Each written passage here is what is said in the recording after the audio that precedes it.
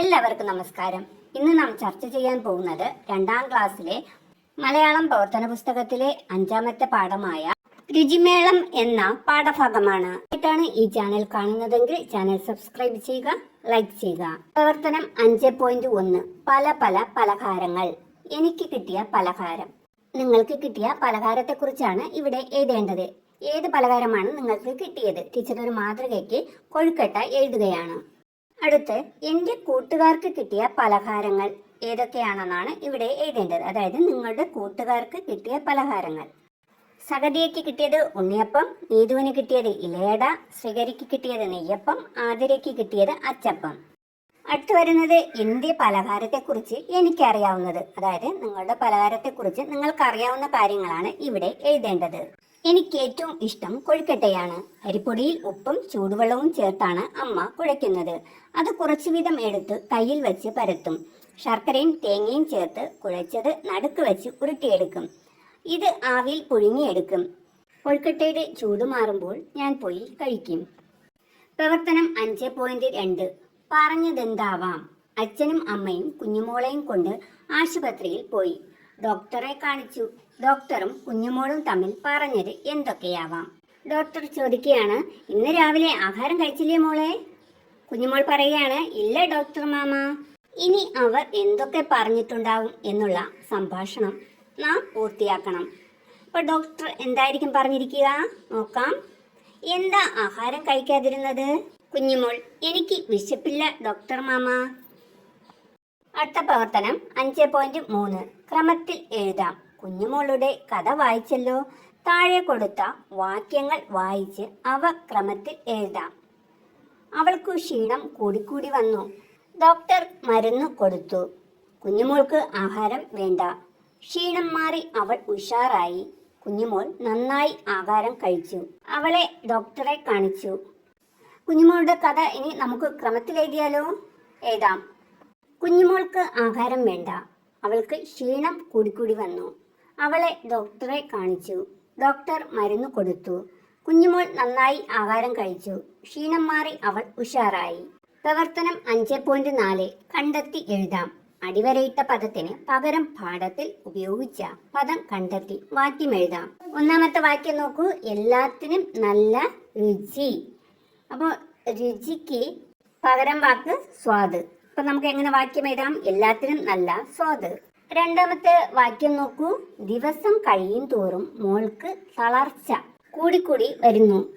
തളർച്ചയുടെ പകരം പദം ക്ഷീണം. അപ്പോ വാക്യം എങ്ങനെ എഴുതാം? ദിവസം കഴിയും തോറും മോൾക്ക് ക്ഷീണം കൂടിക്കൂടി വരുന്നു. അടുത്ത വാക്യം, കുഞ്ഞുമോൾ ഉത്സാഹത്തോടെ സ്കൂളിൽ പോകാൻ തുടങ്ങി. അപ്പോൾ ഉത്സാഹത്തിന്റെ പകരം പദം ചുറുചുറുക്കോടെ. അപ്പോൾ എങ്ങനെ വാക്യം എഴുതാം? കുഞ്ഞുമോൾ ചുറുചുറുക്കോടെ സ്കൂളിൽ പോകാൻ തുടങ്ങി. നാലാമത്തെ വാക്യം നോക്കൂ. കുഞ്ഞുമോൾക്ക് ഒന്നും തിന്നാൻ വേണ്ട. അപ്പൊ തിന്നാൻ എന്നതിന്റെ പകരം പദം കഴിക്കാൻ വേണ്ട എന്നാണ്. അപ്പൊ നമുക്ക് എങ്ങനെ വാക്യം എഴുതാം? കുഞ്ഞുമോൾക്ക് ഒന്നും കഴിക്കാൻ വേണ്ട. പ്രവർത്തനം 5.5 ഡയറി എഴുതാം. കുഞ്ഞുമോൾ ചുറുചുറുക്കോടെ സ്കൂളിൽ പോകാൻ തുടങ്ങി. ആ ദിവസം അവൾ ഡയറിയിൽ എന്തൊക്കെ എഴുതിയിട്ടുണ്ടാകും?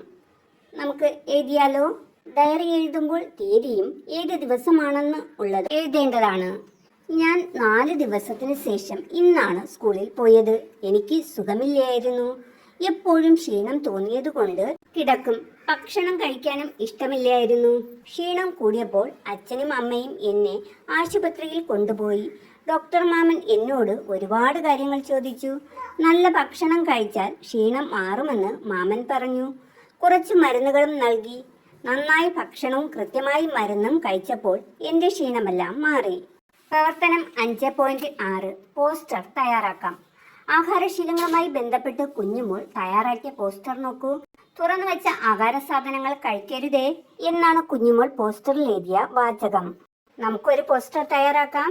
നല്ല ആരോഗ്യത്തിന് നല്ല ആഹാരം. പഴങ്ങളും പച്ചക്കറികളും എല്ലാ ദിവസവും ഭക്ഷണത്തിൽ ഉൾപ്പെടുത്തണം. പ്രവർത്തനം 5.7 പാചകക്കുറിപ്പ് എഴുതാം. അരിയുണ്ട ഉണ്ടാക്കുന്നത് എങ്ങനെയെന്ന് മനസ്സിലായല്ലോ. ഇതുപോലെ നിങ്ങളുടെ വീട്ടിലും ധാരാളം വിഭവങ്ങൾ ഉണ്ടാക്കാറില്ലേ? ഏതെങ്കിലും ഒരു വിഭവം തയ്യാറാക്കുന്ന വിധം എഴുതാം. വിഭവത്തിന്റെ പേര് സേമിയ പായസം. ചേരുവകൾ സേമിയ, പാൽ, നെയ്യ്, മുന്തിരി, കശുവണ്ടി, ഏലക്കായ, പഞ്ചസാര. തയ്യാറാക്കുന്ന വിധം: ഒരു പാൻ അടുപ്പിൽ വെച്ച് സേമിയ നെയ്യിൽ വറുത്തെടുക്കുക. അത് മാറ്റിയതിനു ശേഷം 1 ലിറ്റർ പാൽ ഒഴിച്ച് തിളപ്പിക്കുക. അതിലേക്ക് വറുത്തു വെച്ച് സേമിയ ചേർത്ത് ഇളക്കുക.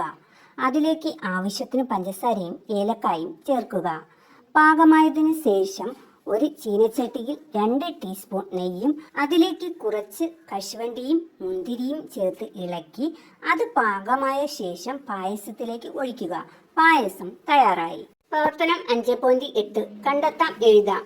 ചേരുവകൾ കണ്ടെത്തി എഴുതാം. ആദ്യത്തെ ചിത്രം നോക്കൂ. പരിപ്പുവട.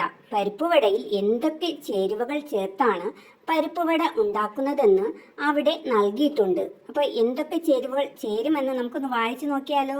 കടലപ്പരിപ്പ്, പച്ചമുളക്, ഇഞ്ചി, ഉള്ളി, കറിവേപ്പില, ഉപ്പ്, മുളക് പൊടി, മഞ്ഞൾപ്പൊടി. ഈ ചേരുവകളെല്ലാം ചേർത്തിട്ടാണ് പരിപ്പുവട ഉണ്ടാക്കുന്നത്. അടുത്തെന്താ നൽകിയിരിക്കുന്നത്? സാമ്പാർ. അപ്പോൾ സാമ്പാറിൽ എന്തൊക്കെ ചേരുവകൾ ചേരും എന്നത് നാം എഴുതണം. നമുക്ക് എഴുതിയാലോ. മുളക് പൊടി, മല്ലിപ്പൊടി, മഞ്ഞൾപ്പൊടി, കായം, തേങ്ങ, ഉപ്പ്, പരിപ്പ്, കറിവേപ്പില, പച്ചക്കറികൾ, വാളൻപുളി. അടുത്ത് വരുന്നത് പ്രഥമൻ.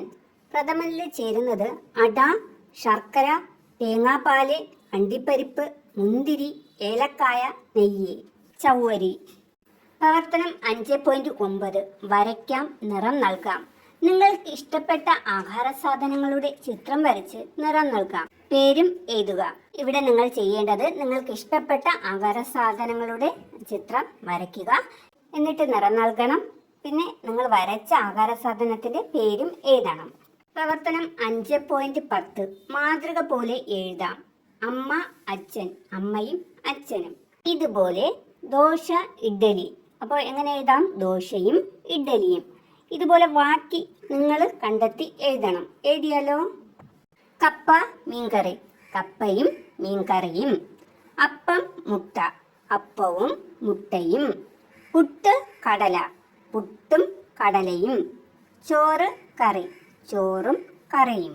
ഇതോടുകൂടി ഈ പാഠപുസ്തകത്തിലെ പ്രവർത്തനങ്ങളെല്ലാം അവസാനിച്ചു. നിങ്ങൾക്ക് ഈ വീഡിയോ ഇഷ്ടമായെങ്കിൽ ലൈക്ക് ചെയ്യുക. വീഡിയോ ഇഷ്ടമായെങ്കിൽ ചാനൽ സബ്സ്ക്രൈബ് ചെയ്യുക. വീണ്ടും ഒരു ക്ലാസ്സുമായി കാണാം. നന്ദി.